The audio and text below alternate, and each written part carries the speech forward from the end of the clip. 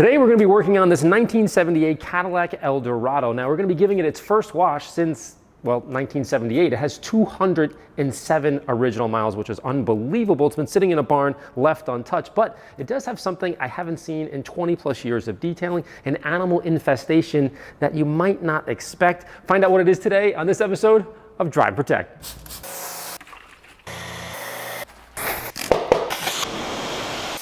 I am clearly cleaning it off, and underneath, I'm clearly cleaning it off.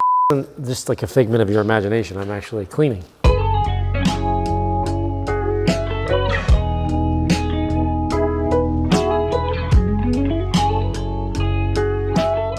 Big thank you to Squarespace for sponsoring this episode. More on this later.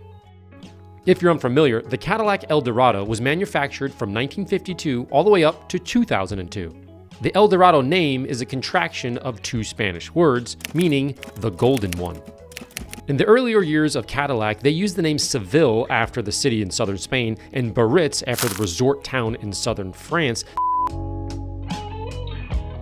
to distinguish between the hardtop, which is the Seville, and the Biarritz, which is the convertible version of the Eldorado. You're going to see this later on in the studio at the end of the detail.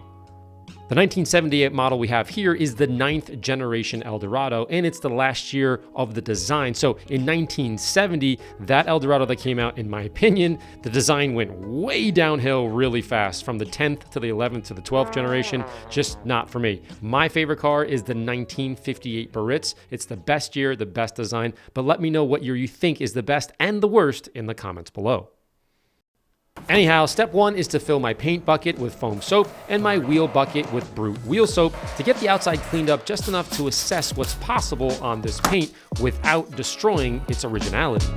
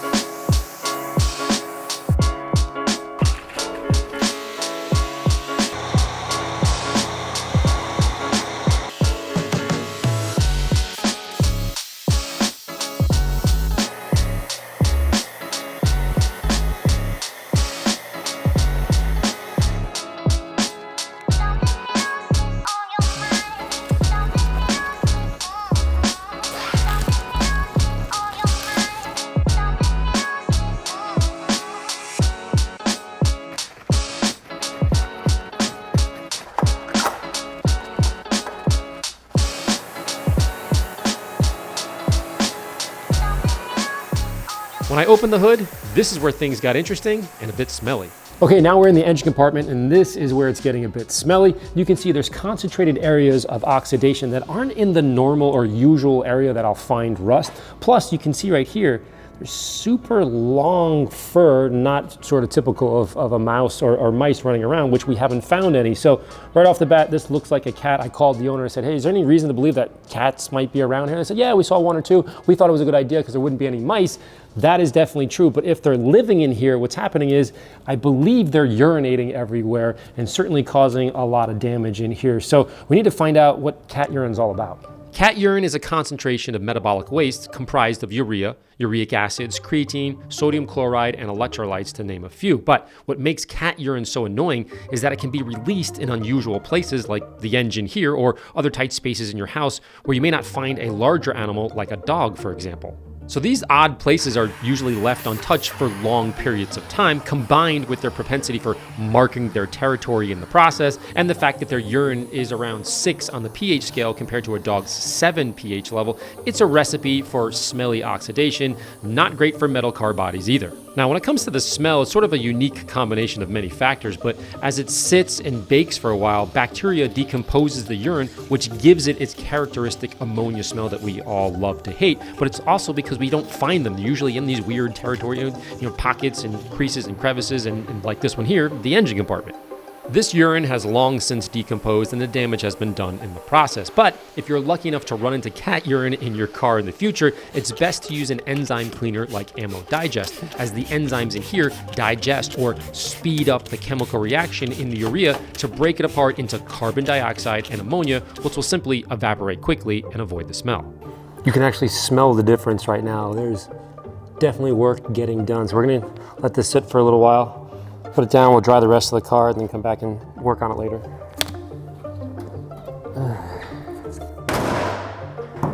With Digest Pet Stain Cleaner doing its work and eating up the bacteria, I dried the majority of the car just to kill some time and dislodge trapped dirt that wasn't removed with the wash. After letting it do its thing for a few minutes, I then foamed the engine bay to help wash away any remaining cleaners, urine, and normal engine grime to give the mechanic a fighting chance at not gagging during its next checkup.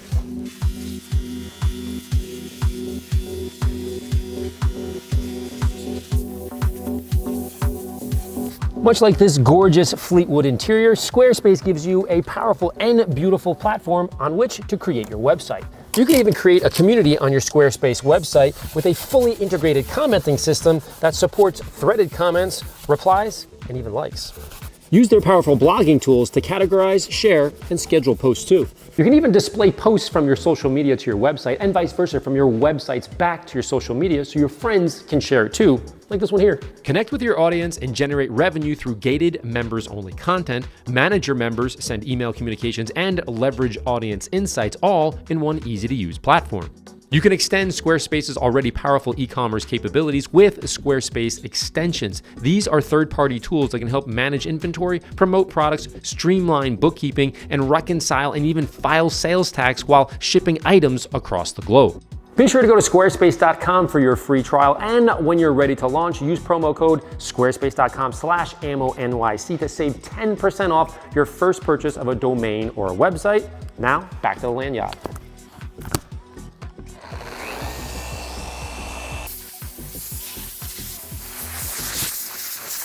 Well, it smells much better. Whew. Next up was the interior, which wasn't bad, but definitely needed a cleanup with lather, an interior brush, and some compressed air.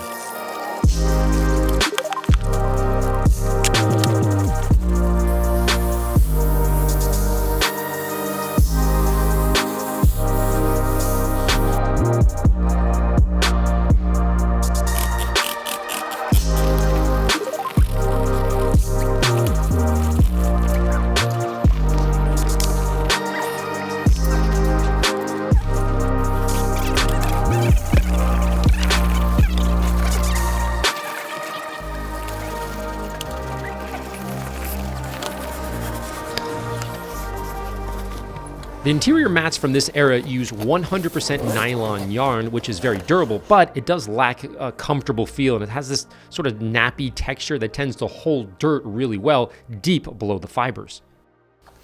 To clean these, I first spray shag fabric cleaner, then tamp the product deep into the fibers to attack the stains. Then afterwards, I use the steamer to increase its cleaning strength and of course encourage the dirt to come to the surface for my next step, which is to use the steam vac to remove the lifted junk into the reservoir.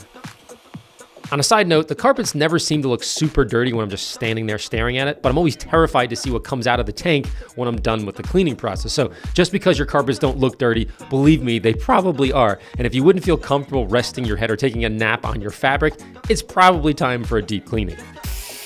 When I'm done, I use my air diffuser to help wick and dry the material quickly. I repeated the same steps on the interior carpets as well.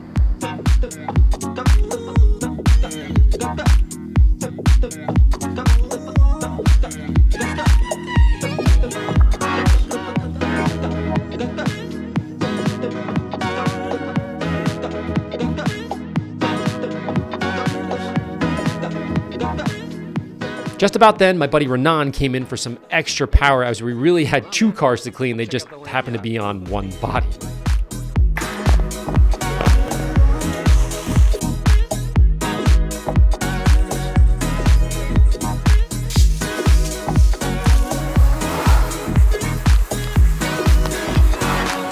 Okay, at this point with Renan working on the inside, we're gonna focus on the vinyl top. Now, in the late 50s, early 60s, car manufacturers wanted to have that feeling of a convertible, but with a hard top, so they put vinyl on top of it to sort of invoke that emotion. Cadillac did the same thing to sort of mimic their famous Barrettes, a beautiful drop top. In this case, they did a quarter vinyl, which was pretty cool. Now, onto cleaning it, it has creases and crevices, and again, it's sort of like skin. Inside those folds of the skin, the pores are really dirty. What we're gonna do is use Titan 12, which is a degreaser. I'm gonna put it on there, let it sit for a minute or two, and then once it starts to penetrate and lift all of that, you're gonna see some suds. We're gonna use a medium stiff bristle brush. You wanna stay away from the red, which is a stiff bristle brush. What can happen is you can jeopardize the integrity of the material, so be careful on that, but use your judgment.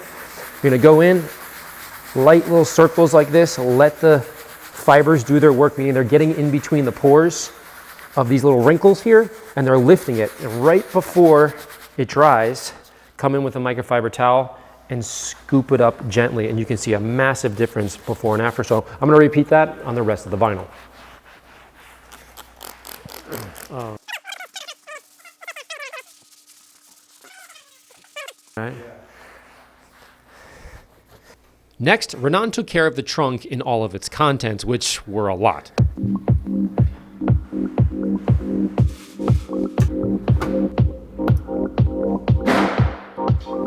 Underneath everything, you can see that the thin backing was destroyed probably by moisture. So as soon as you touch it, it basically disintegrated in your hand. So all of that needed to be thrown away and the rest cleaned up. To remove the grime, Renan is using a full bottle of frothy anti-salt in the Pro Foamer to discourage any future oxidation. He fills it up halfway or so with water, then plugs in the compressor line to pressurize the reservoir.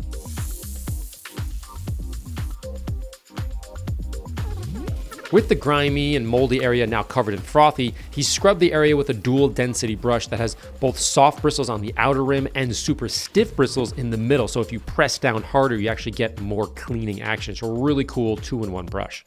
This and all the products I've been using for years can be found on my website, AMMONYC.com. I appreciate everyone supporting small yet slightly fanatical businesses like mine. It really does mean a lot, guys, so thank you.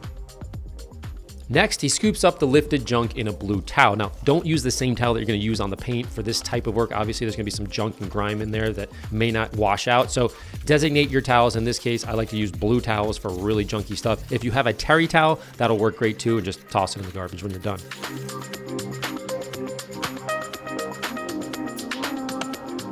Okay, at this point, we are ready to work on the 3 miles of paint on this car. The first thing I did was I measured the paint in the door jamb, 1.3, very thin.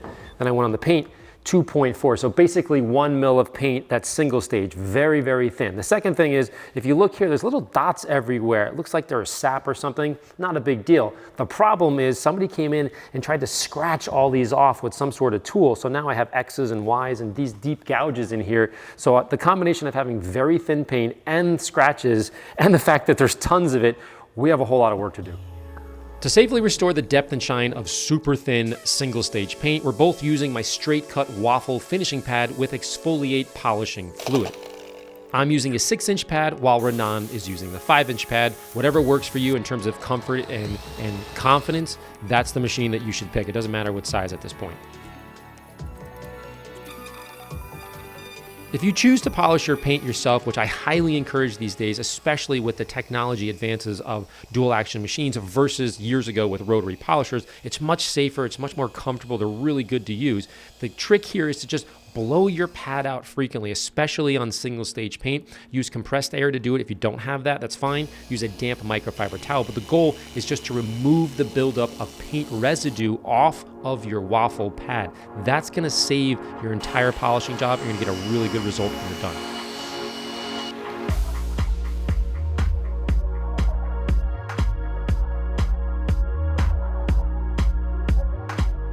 With the paint now polished as much as the paint thickness will safely allow, Renan applied AMMONYC leather conditioner to the flawless interior. Now this thing is just one massive couch, super comfy, but after a few minutes of just letting it penetrate and sort of get into the pores of the material, be sure to buff it off so it keeps that matte finish.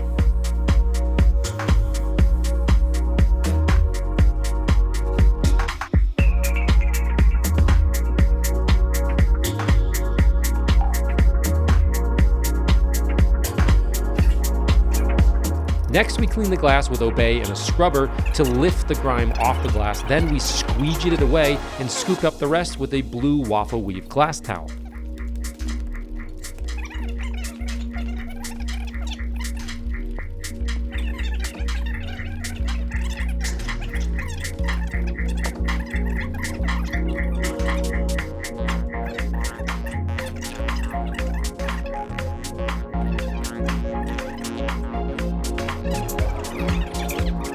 For added depth and shine, we're using Reflex Pro Finishing Wax, aka blush, and it smells really good.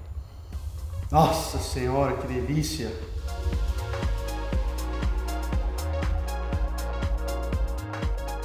While the guys were working on the final touches on the paint, I used Ammo Plum wheel cleaner and 4/0 steel wool on the white walls to remove the orangey oxidation stains from sitting so long. Using Plum and 4/0 steel wool is sort of my secret weapon for these kind of crazy, annoying areas that may have some oxidation either on the white walls, or in this case, I did a motorcycle a few months back that was completely destroyed. I used that on all the tailpipes and any exposed metal that was starting to oxidize just slightly. Steel wool is like little tiny blades that will cut that off. It's a really great trick. Keep that in mind. Lastly, Renan applied mud tire gel to the original rubber, which really helps the red paint pop against the huge black sidewalls. And then I added a second layer of mousse conditioner to the vinyl top just for its UV protection characteristics in case it sits outside again and to minimize future cracking from being dried out in the sun.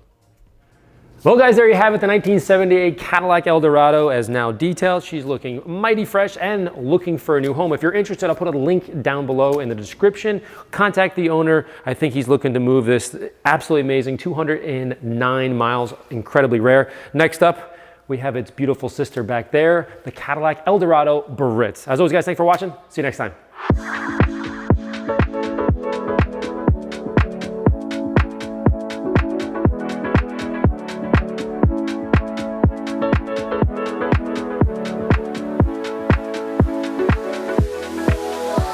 Well guys, thanks for watching and subscribing. If you like this video, make sure you check out the 2000 Harley Davidson that was completely destroyed, left in a body shop for years, and we restored the entire thing. A really great episode. Click the link right here and check it out.